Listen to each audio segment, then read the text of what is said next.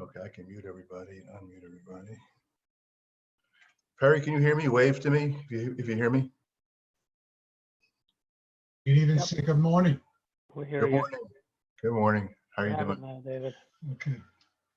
Hey, Larry. Do you need to make it louder? Because they say All right, we're let's soft. see now. Can we move this down? Let's see how we in a good spot. Okay. Yeah, it's fine. All Okay. right. Okay. So Perry is here. Larry is here. Okay. Marilyn is here. Do you want to get rid of those little? Well, when I Not really started, there. they're not there. Okay. So I just hit the blue button and it starts. Okay. People are starting to show up. That's good. If we need Larry, he's on my phone right now. No, we're I good. have him there. All right, I see what you're saying. It could happen. Right, Alice. It's here. Okay. Hello, Alice. You can wave. She's talking. I don't hear I you. can't hear you. You're muted, so I can see you, but I can't hear. So you just wave to me. That's okay. Make myself. We just talk loud. That's all right. It's almost time. Stuff right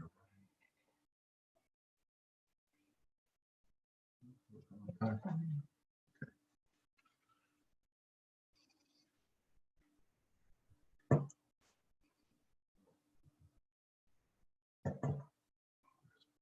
Spin. So now.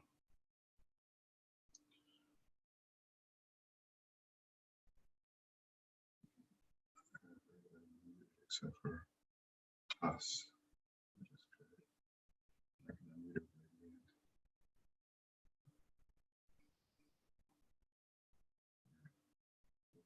Not quite yet.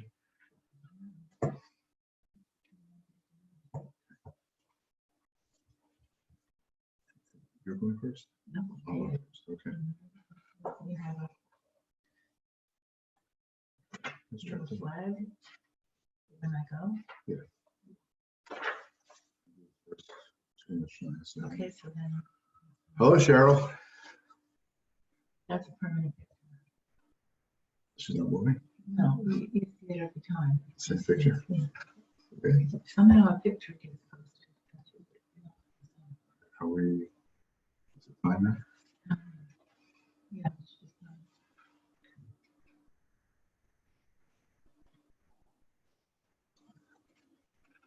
Good morning, everyone. Good morning. Bruchim haboim. Welcome, everyone. You're all muted, I think, except for us, so you can wave and say hi if you hear. Okay, I see Perry, I see Ari. So today is it's Rosh Chodesh. It also happens to be our secular wedding anniversary. It's our 50th anniversary, and we're happy to be spending it with our friends. Good to be spending it together with you. It's the last parak of the 6 chapters of Pirke Avot, right? Pirke Avot is learned between Pesach and Shavuos, and so this week marks the end of this. Will mark the end of the Sefirah period. We'll be having the beautiful holiday of Shavuos Thursday night and Friday, and of course, what's happening now in Florida, where we are, and everywhere across the country. Actually, we're beginning to end this nightmare of COVID. And I just spoke with my brother, told me the sad situation with his brother-in-law in Eretz Yisrael, so people still are suffering with it, and which means that even though we will be exiting slowly, we're going to be returning to normal life, but we need to be careful. And I'm hesitant to use the word smart, because when politicians say smart, they mean listen to me, but we need to be careful and look forward that maybe the schus the Torah that we're learning, the beautiful Yom Tov, that this plague, this nightmare will end, and we'll be able to go back to seeing each other in person. So, just to start this, the 6th chapter of Pirke Avot originally was not part of Pirke Avot. Pirke Avot originally was five chapters, and the custom developed to learn it between Pesach and Shavuos. And since there are 6 weeks, at one point, this sixth chapter, which we are working on today, was added. And the sixth chapter is unique because it really dwells on the beauty and the value of learning Torah. So we're going to go through the comments that various rabbis have made about learning Torah. What's the benefit of it and what it does for your own character. And so we're going to start. The first Mishnah in the parak begins with Rabbi Meir. And Rabbi Meir, as you know, was probably the most important person in terms of gathering all the Mishnayos, organizing them, and so on. And many cases, when there's a Mishnah without an author mentioned, where there's no attribution, it is Rabbi Meir. So this one says Rabbi Meir, and the Mishnah says Rabbi Meir Omer, Kol ha'osek b'Torah lishma. So what does that mean? We all know, we've heard the expression before, to learn Torah lishma, to learn Torah for the benefit, for the value of learning Torah itself, not necessarily for the material rewards we might get from it, or honor, or so on. Learning Torah purely for the sake of Torah. Zochel Dvarim Harbe. That person will merit many things, and we're going to go through some of them.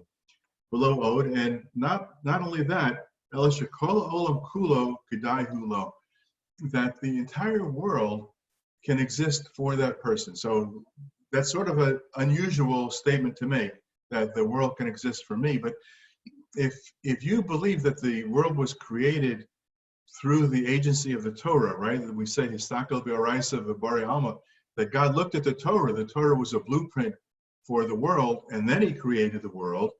So then, if that's the case, those of us, those people who are involved in the study of Torah, then the world was fit that the world could have been created just for them, because they're doing the same thing that God did. So that person is Nikrei Reya. He's called a friend, Ahuv, beloved. And the commentaries ask, why does it say a friend and a beloved? Don't you love your friend? And they said, not necessarily. Sometimes a friend could be a person who is friendly to you in the sense that he's helping you, but you may not appreciate the assistance that the person is giving. Sometimes, hi Becky, I see my daughter Becky showed up. Sometimes a person who is a friend who is helping you, you may not appreciate it. So he's saying this friend is a beloved friend as well. Oiva as a makom, this person who studies Torah loves Hashem. Oiva as a brios, he loves other people. Misameach as a makom, he makes God happy, right? If the world was created for the study of Torah and we do it, then God is happy, kaviyachol. Misameach as a brios, and he makes other people happy. Ma'avashto anava vira, and he is clothed in humility and in fear of God.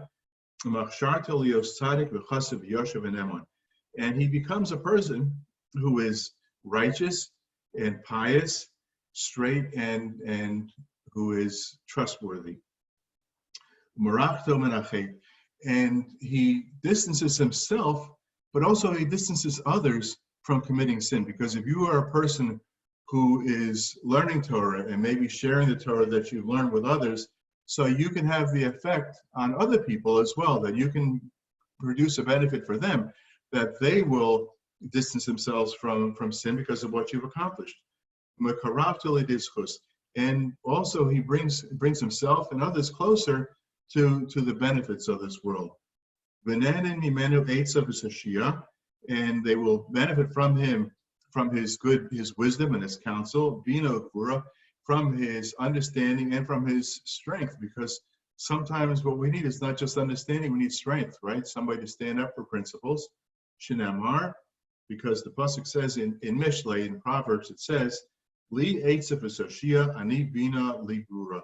So it says that to me, in other words, to God, to the study of the Torah, is wise counsel and understanding and strength. And this one's a little bit difficult to understand because it says it gives him kingship, it gives him monarchy, and the ability to rule and to understand judgment. But in a certain sense, if you have that freedom of your mind, so then you are like a king. If your mind is free because you've been engaged in the study of Torah, so that gives you a certain amount of royalty. So, and if you are diligent in your study, the secrets of the Torah will be revealed. And the more you study, somehow or other, there's always something new to learn. So whether that means that you're going to learn the mystical secrets of the Torah, the Kabbalah, I'm not sure, but certainly the more you study, the more you're going to know. And those people who are engaged in Torah study all the time know that every time you learn it, there's something new. And he becomes like a flowing spring, and like a river that never stops. And that person is modest, and he is. There are two expressions when it comes to a person who is forbearing, or somebody who has been insulted maybe, or maybe someone has done something to him which would normally evince anger. So we have, one is called erech apayim, and one is called erech ruach. So the person who's erech apayim really is angry, but controls the anger. The person who's erech ruach is someone who doesn't even allow himself to get angry. So that's certainly another level above that if you study enough and you appreciate the value of the Torah, not only will you not express anger, you won't even feel the anger. And there's a famous story about one of the Balei Musar in Europe that felt that there were certain times when he needed to express anger, but he felt that an angry response would have more of an effect on his students, on his congregation. But he had trained himself so well that he never did get angry. So he had a certain hat that he kept on a hook near the front door of his house. And those few occasions when he felt he needed to express anger, he would take that hat, put that hat on, and then sort of the people knew, oh, the Rebbe is angry now. So it's basically to help self-control. And so this person does not, he forgives someone who insults him, right? And that's a tough thing to do. And he grows because of all of his good deeds. The next Mishnah, Amri B'Shua ben Levi. B'Shua ben Levi said, B'chol yom v'yom basko yotzeis mehar chorev v'machrezes v'homeres. Every day, there's a heavenly voice which comes from Har Chorev, which is another word for Sinai, and it announces and it says, and the idea of Baskol is an interesting concept in itself, a heavenly voice. So the commentaries say that when did Baskol ever actually start? That there were these kinds of heavenly sounds is when prophecy stopped. And originally the prophecy would come, Hashem would speak to a person, whether in a dream or face to face, like with Moshe Rabbeinu. But when that ended, so I guess there were instances when God felt the need to communicate directly, and the method that was used was called the Baskol. So what did the Baskol say? It comes out every day, and I myself haven't heard it. I guess if we pay attention, concentrate a little better. I know Ari's got these headphones on. Maybe that'll help us to hear the Baskol. Perry's wearing the headphones too. So if you catch the Baskol, let me know. So the Baskol says, so he says, it's bad for people who are not respectful of the Torah. Nikra Nazuf, because every person who does not spend time, does not take time to learn Torah, he's called a Nazuf, which is somebody who is basically rebuked, right? Shnemar, because it says Nezem Zohav Af Chazir, a gold ring in the nose of a pig. That's Isha Yafa V'Soris time. That's like a beautiful woman who does not basically have self-control. So politicians use that expression too, lipstick on a pig. So it's nothing new under the sun, right? That kind of expression. Shlomo HaMelech was using it thousands of years ago.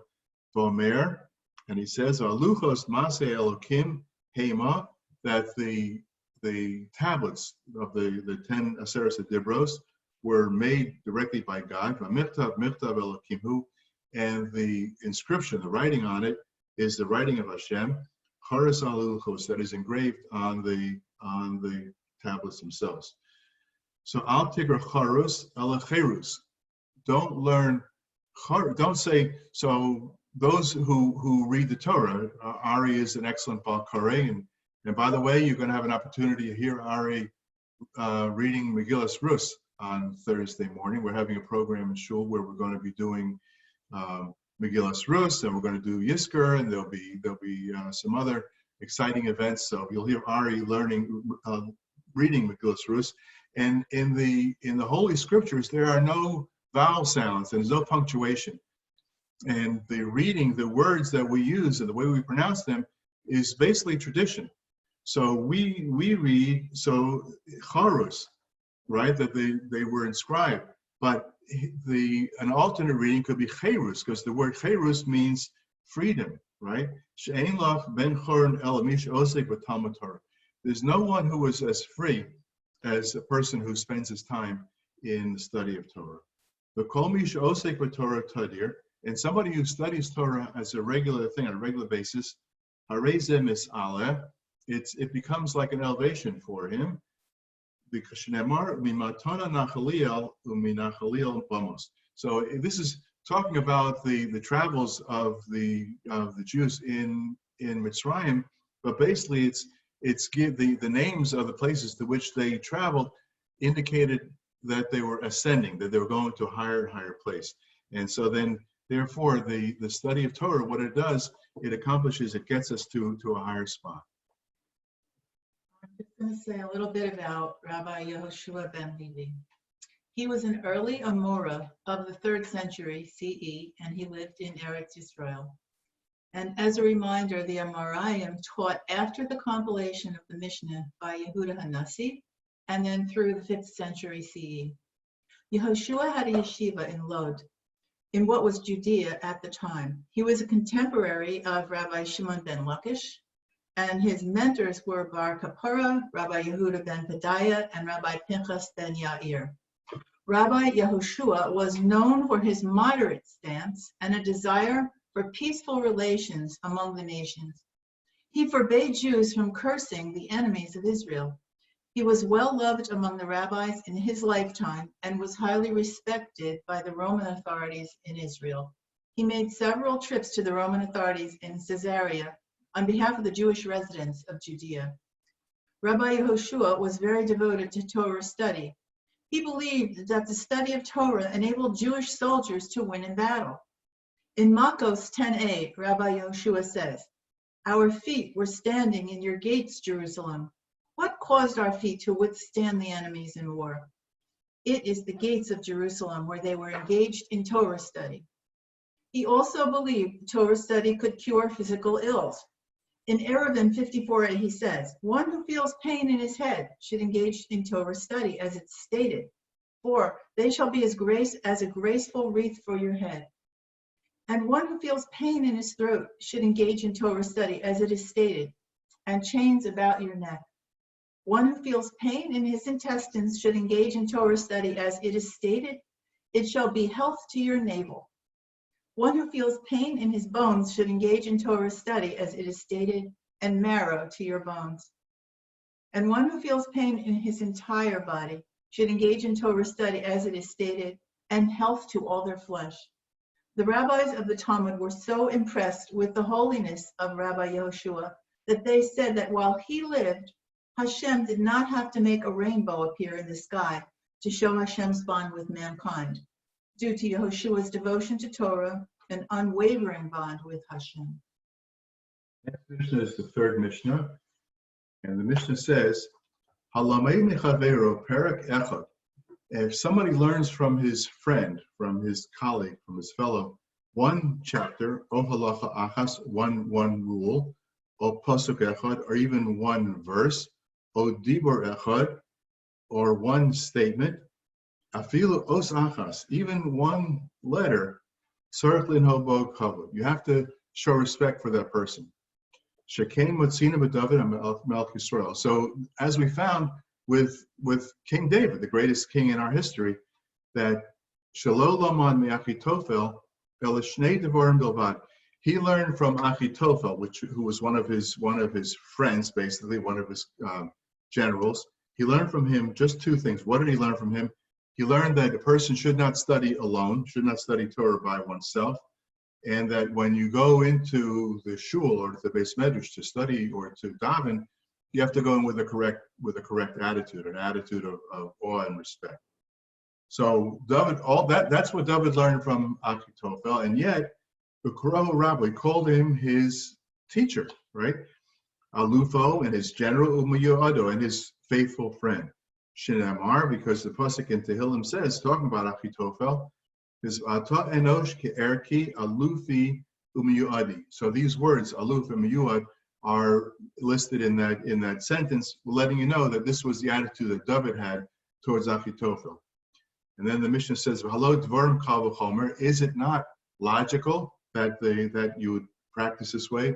Uma David Melech Yisrael, just as David, the king of the Jews, king of Israel, Shelo lama mi'Achitophel el shnei dvarim bilvad. He learned only those two items, right? Not to learn Torah by yourself, to go into the shul with the proper attitude. Ko Rabba Alufo Miyado, he had these great opinion about him. He had these terrific things he said about him. Halome mechavero perak echad, o halacha achas, o pasuk echad. So somebody learns from his fellow one chapter or one halacha or one verse, o dibur echad, afilo os achas, or one statement or one phrase or even one letter. And by the way, we always feel like Torah learning, whatever we're learning, is somehow interconnected. So those of us who are learning Daf Yomi, I know Ari, you're doing it, right? You're learning, still keeping up with Daf Yomi.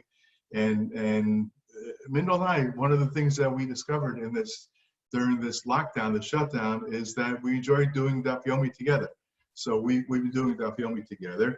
And in one of the pages that we studied this week, it went through several different examples where if you substituted an aleph for an ayin or an ayin for an aleph, the entire meaning changes. So that's an example of a person who teaches you one letter, right? Says, don't read charos, read cheres. Or a lot of instances in the Torah where you add a vav before a word, it changes the tense, right? From the past to the future. So if somebody teaches you one letter, in that case, you have to show that person respect. So, achas kama v'kama shetzarich linhog bo kavod. So if King David could have that attitude, well, we certainly have to have the same attitude as well. Vein kavod el Torah, and there's no honor except for the Torah. Shnamar, because the pasuk says in Mishlei and Proverbs, kavod chachamim yinchalu, the honor of the wise they will inherit. Usnimim yuchalu tov, and the perfect ones will inherit this good. Vein tov el Torah, and there's no such thing in the world tov except for Torah. Shnamar, because the pasuk says, Ki lekach tov nasati lechem torasi al tazovu, because it is a great gift that I've given to you, and do not abandon my Torah. Achitophel was neither a Tana nor an Amora, but rather a trusted advisor to David HaMelech and ultimately a betrayer of the king. David HaMelech had thought very highly of Achitophel, even calling him a treasure, a guide, an intimate. Words found in Tehillim 55, lines 14 and 15. However, Psalm 55 was composed at a terrible time in David HaMelech's life. While he was running away from Avshalom and fleeing for his life. And the same Psalm 55, David bemoans the fact that he was betrayed by Achitophel, among others. Achitophel joined the rebellion of Avshalom, who failed in his quest against David HaMelech. Some say Achitophel committed suicide after the fiasco. In any case, I found an interesting letter that Rabbi Menachem Schneerson wrote in 1949. It was just before Shavuos, and the letter was sent to various unknown individuals. I thought that it would be worth paraphrasing parts of the letter because it talks about Achitophel's words of advice to his sons before his death, and best of all, the letter ties into the upcoming holiday of Shavuos.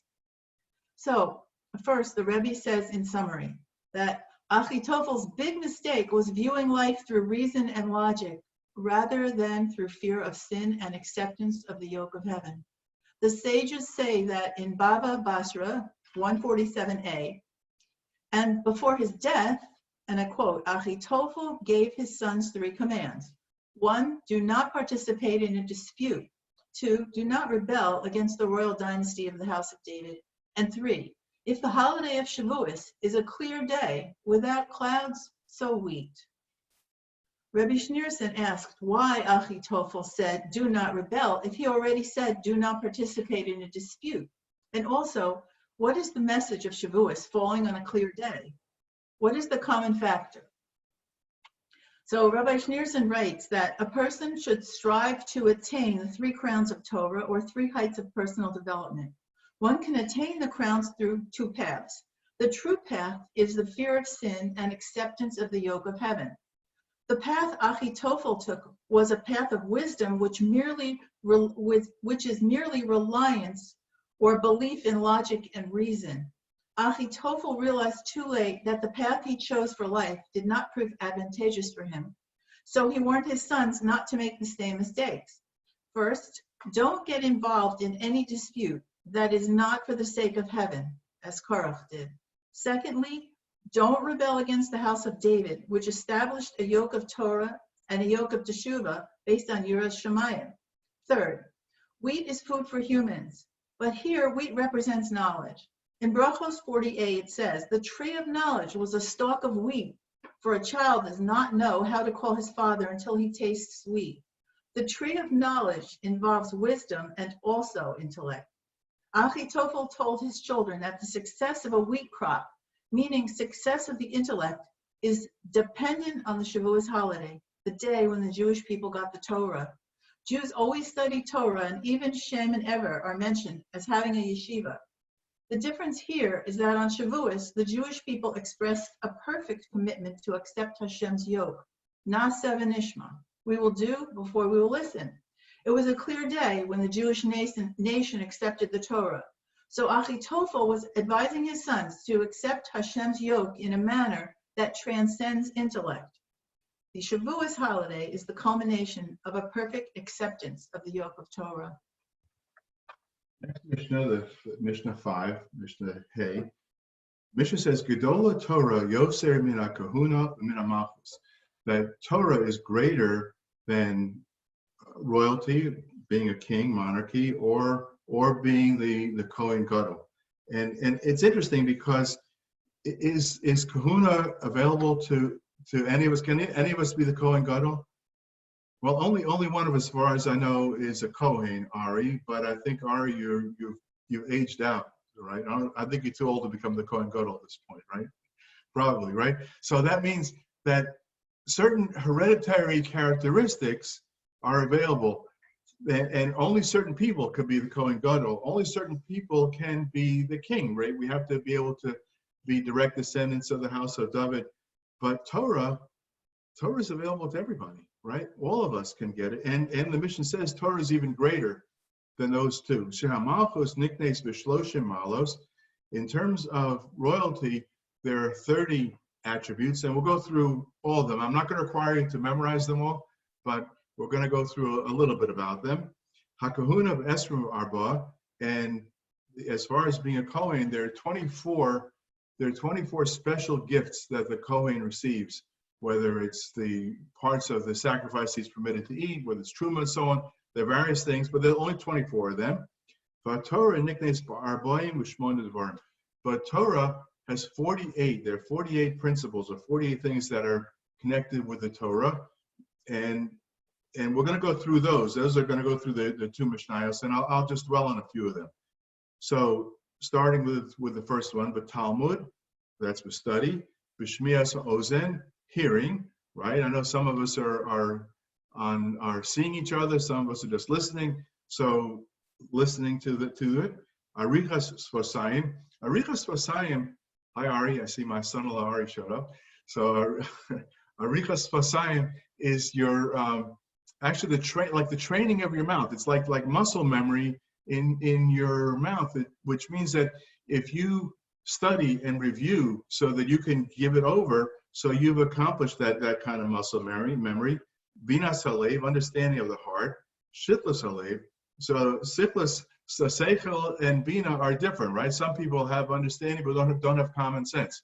So you have to have both. Ema is fear. Yira is another type of fear. One is like trembling and one is awe. Anava is modesty. Simcha. So when you learn, you should be doing it with simcha. You should be enjoying it, right? Shimush chachamim, and shimush chachamim means that you should help. You should help the chachamim. So if you have the opportunity to help out a person who is a scholar, that's a good thing for you. Diktuk chaverim. Diktuk chaverim is an interesting one because diktuk, we know if you studied in yeshiva, you learned diktuk in like the second or third grade. It's the conjugation of verbs. It's grammar. But it also means to be discriminating. So when you choose a friend, choose the right friend. And that's the debate among students. So as long as the subject is Torah and they're debating it purely for the purpose of getting at the truth, that's good. Yishuv means to be somebody who is settled and calm, right? The Mikra. So the person should study. Mikra is the 24 written books which comprise a written Torah. The Mishnah, that's what we're doing now. We're learning Mishnah. The Miyut Shena. So you shouldn't sleep too much. And actually, the Torah in Iyov gives us a hint because there's a pasuk in Iyov which talks about becoming strong, and the word is used in that pasuk is uz, Aleph Zion. So Aleph in Gematria is 1, right? Zion is 7.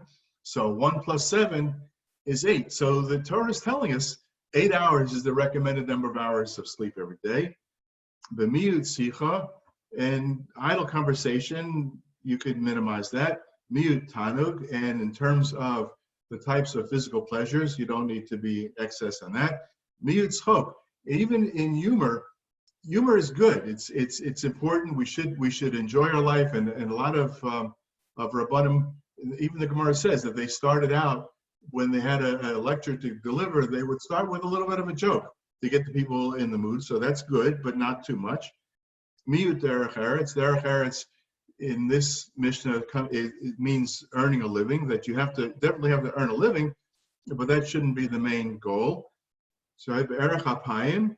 So erech apayim, that means somebody who gets angry but holds the anger, does not let it out, right? B'leiv tov, you have to have a good heart, right? And elsewhere in Mishlei it says, B'leiv tov mishta tamid. If you have a good heart, it's always a party, right? In your life. Be'emunas chachamim, in the faith in the scholars. B'kabbalah say Yisurim. This is a tough one, right? Yisurim are translated as sometimes they're small little inconveniences in life. You know, one of my Rebbeim says, if you reach into your pocket and you want to take out a quarter and a nickel comes out, that's Yisurim. That's a tiny little punishment that God has given you, or maybe a little reminder. And so you have to accept the Yisurim with the proper attitude. You have to understand why it happened, right? And you have to be thankful that God punished you in this little way, and maybe you checked off one of the averos you have. So you have to accept that. Next Mishnah continues with the 48. Hamakiras Makomo, someone who recognizes place. That's an important one, that you have to know who you are and what you know, and sometimes it's your place. David, which Mishnah are you on? We're in chapter 6, Mishnah 6. Okay, and Thank you very much. Okay, and try not to talk because everybody's hearing. Okay, so I understand. Okay, thank you, Rebecca. So a person has to recognize his place in the world. So sometimes it's your place to speak up, and sometimes not. Hasamer b'chalko. Again, we've gone through this many times, where a person has to be satisfied with what he has in life, which again does not mean you should not be ambitious. You know, you should not. If you're a vice president, you want to become a director. There's nothing wrong with that.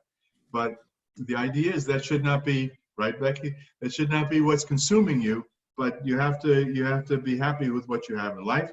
And you are careful with your speech. And don't try to get only the good for yourself. Ahuv, that means that you are someone who is loved. That you love Hashem. You love other people. You love righteousness. And this is another tough one. If someone criticizes you, it's very difficult to accept that criticism with maybe, I don't know, with love is a good word, but accept it for what it is, because the truth is that in all criticism is always a little kernel of truth. So if someone criticizes some action that you've taken, so it's very easy to respond, to get on the defensive and respond, but you're supposed to accept it and be glad that you received that criticism and hope that you will improve. You love those who are straight. Misrachek min hakavod, that you distance yourself from honor. You should not be seeking after honor. Lo megis libo b'talmudo, then you should not be arrogant about the learning that you have. Ve'eno samech b'hora, and when you're asked to make a decision in a dispute between people, you should kind of stay away from that if you can. You shouldn't try to get involved in situations like that, because it's always possible you could make a mistake and you might rule in favor of the wrong party, or you might make the wrong decision. So if you could, you're not happy when you're asked to do that. By the way, does anybody keeping track? It's 48 total. Anybody? Are you counting as we're going along? All right. Anyway, no save olim chavero, that he helps out his friend.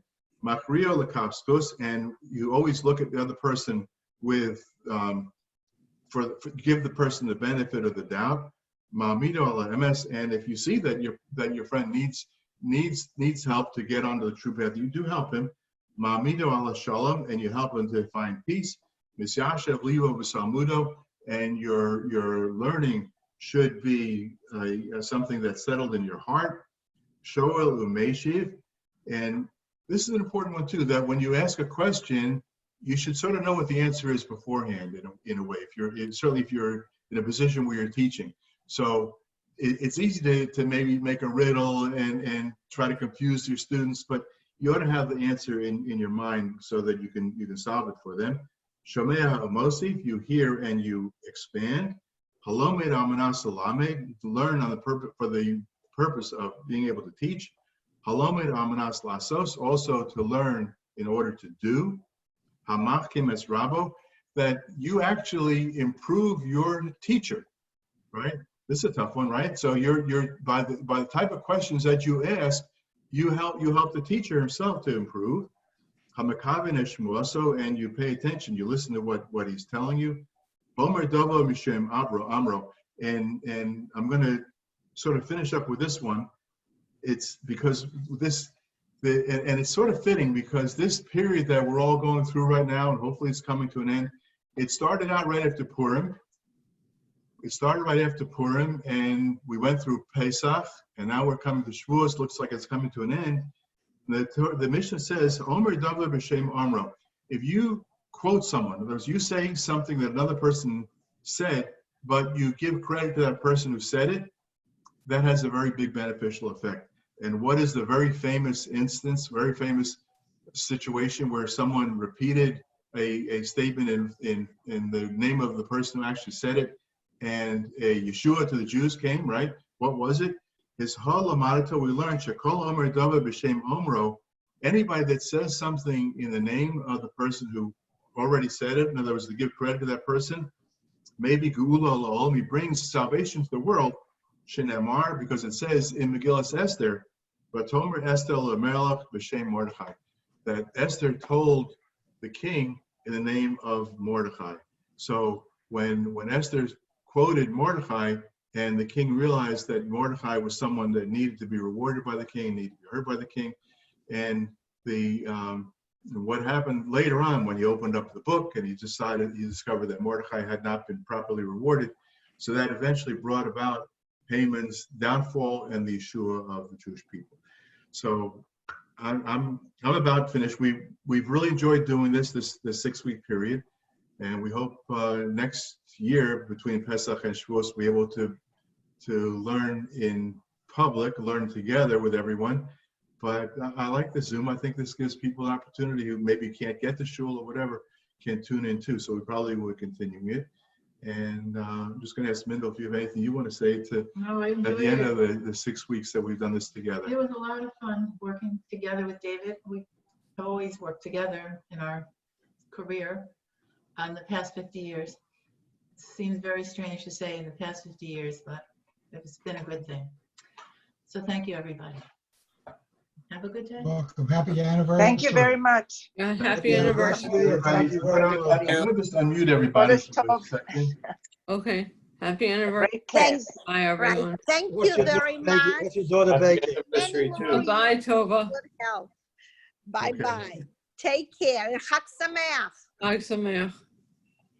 Thank you. Okay, have a good day. Thank you.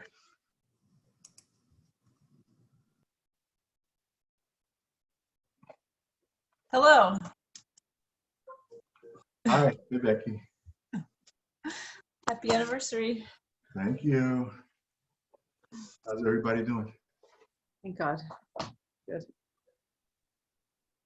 You know, I spoke to, okay.